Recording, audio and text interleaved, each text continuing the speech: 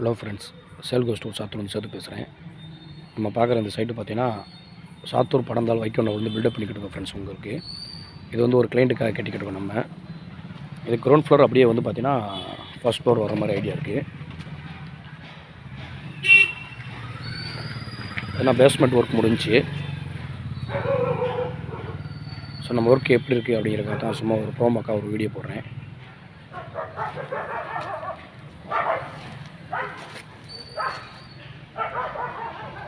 மொத்தம் பார்த்தீங்கன்னா உங்களுக்கு இது ஒரு 1600 சதுரடி வரும் ஃப்ரெண்ட்ஸ். உங்களுக்கு வீடியோட பிளான் வந்து நான் பின்னாடி உங்களுக்கு அப்டேட் பண்ணுறேன்.